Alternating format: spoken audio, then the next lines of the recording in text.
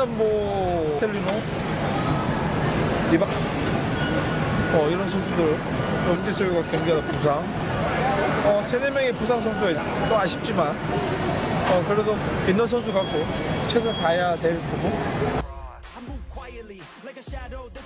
Jadi kalau angkatan Ragnar Oramangun kan bagus, nanti ada Jay Indes, ada Sandy Walsh, terus di bawahnya ada Justin, ada Rafael, ada Ivar. Jadi kita ada regenerasi, plus lagi juga pemain-pemain Indonesia juga bagus-bagus ya.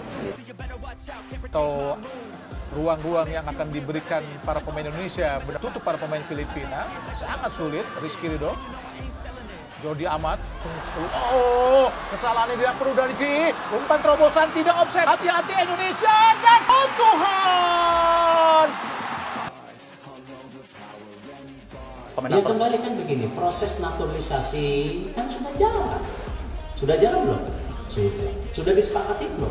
Sudah. Jadi kurang apa? Kita PSSI mendorong naturalisasi U20 secara proses hukum sudah disetujui oleh DPR. Sekarang proses selanjutnya ya dari Kementerian Hukum akan mengusulkan ke Bapak Presiden. Nyaris kandas di kualifikasi Piala Dunia, STY beri janji di Piala Asia.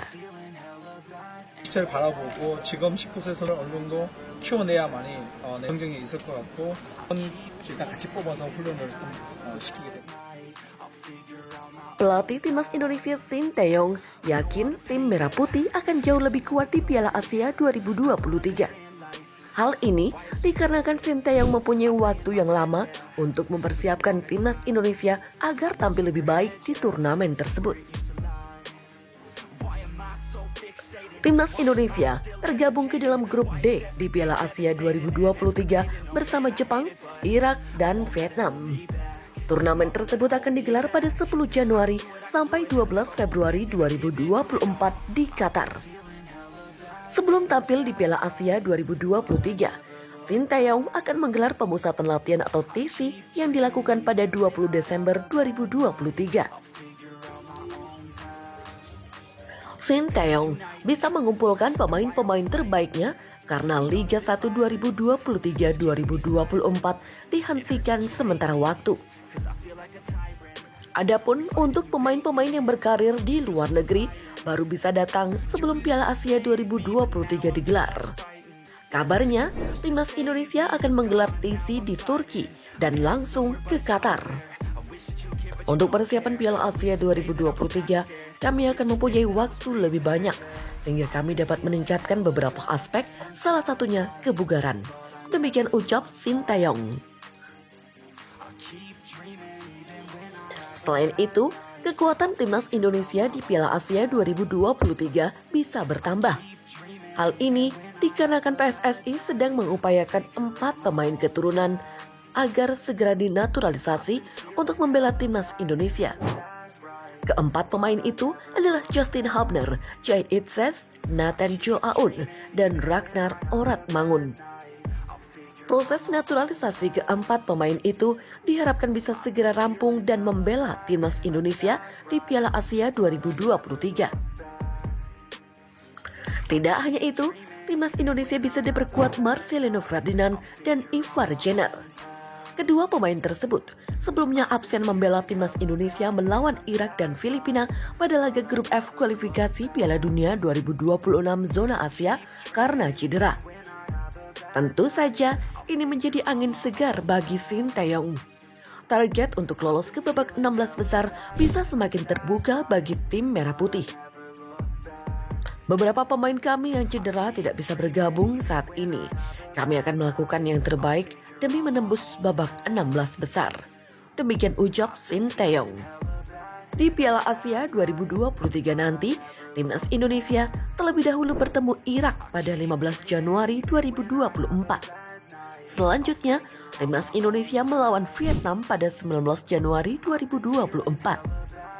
Pertandingan terakhir timnas Indonesia di grup D akan ditutup dengan melawan Jepang pada 24 Januari 2024.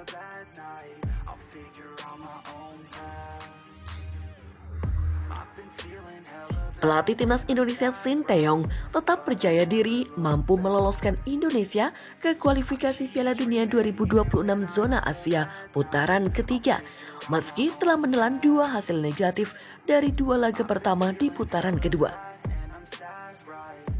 Indonesia memulai kualifikasi Piala Dunia 2026 zona Asia putaran kedua dengan 2 partai tandang melawan Irak dan Filipina, di mana dari 2 laga itu hanya meraih 1 poin yang didapat dari imbang 1-1 melawan Filipina di Stadion Rizal Memorial pada Selasa 21 November. Setelah pada laga sebelumnya juga ditumbangkan Irak di Stadion Internasional Basra Kamis 16 November lalu dengan skor 1-5. Ya, kami punya 1 poin dari 2 laga away, tapi kami punya 3 laga kandang. Kami sangat kuat ketika bermain di kandang sendiri. Saya tetap menyimpan keyakinan dan berpikiran positif bisa lolos dari grup.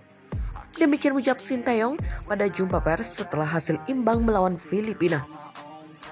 Dalam kesempatan yang sama, juru taktik asal Korea Selatan itu mengomentari jalannya laga melawan Filipina, di mana setidaknya pada 30 menit awal Indonesia tampil buruk karena terus-menerus melakukan kesalahan individual dan puncaknya kemasukan 1 gol melalui Patrick Kriesel pada menit ke-23.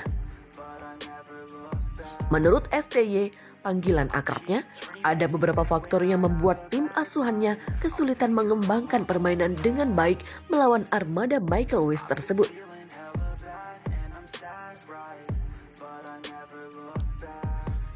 Dalam 2 laga away berurutan, kita mengalami banyak kesulitan.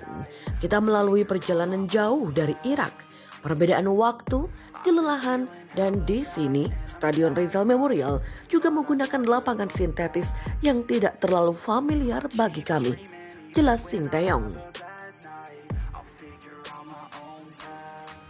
Tertinggal 1 gol dan timnya tampil buruk, pelatih 53 tahun itu melakukan perubahan cepat dengan memasukkan Witan Sulaiman untuk menggantikan Sandy Wallace pada menit ke-30. Dan Pratama Arhan untuk menggantikan Shane Patinama pada babak kedua. Dari 2 pergantian itu, Merah Putih tampil lebih tenang dan percaya diri yang hasilnya berbuah manis ketika Sadil Ramdhani muncul sebagai penyama kedudukan pada menit ke-70. Jordi Amat dan kawan-kawan akan melanjutkan laga kualifikasi Piala Dunia 2026 zona Asia putaran kedua pada 21 Maret 2024 melawan Vietnam di laga kandang. Jordi Amat sedikitnya telah melakukan 2 kesalahan fatal pada 2 laga awal grup F kualifikasi Piala Dunia 2026 zona Asia yang dijalani timnas Indonesia. Pemain naturalisasi itu bermain sebagai starter saat timnas Indonesia kalah 1-5 dari Irak pada laga pertama grup F di Basra International Stadium Kamis 16 November. Jordi Amat kembali melakukan blunder fatal saat timnas Indonesia ditahan Filipina 1-1 pada matchday kedua grup F kualifikasi Piala Dunia 2026 di Stadion Rizal Memorial Manila Selasa 21 November 2023 malam. Awalnya, ia melakukan penguasaan bola di area permainan timnas Indonesia. Entah terlalu menyepelekan lawan atau apa, bola yang dikuasai oleh ex-pemain Spanyol itu berhasil direbut oleh pemain Filipina Kevin Ingerso. Tak ingin menyia-nyiakan kesempatan, Ingerso pun langsung membawa bola sebelum mengirim umpan kepada Patrick Kriesel. Alhasil, Patrick Kriesel yang lolos dari kawalan Elkan Bagot langsung mencocor bola ke gawang Hernando hingga menjadi gol di menit ke-23. Beruntung, Sadil Ramdhani bisa mencetak gol penyeimbang pada menit ke-73 yang membuat laga berakhir dengan skor 1-1.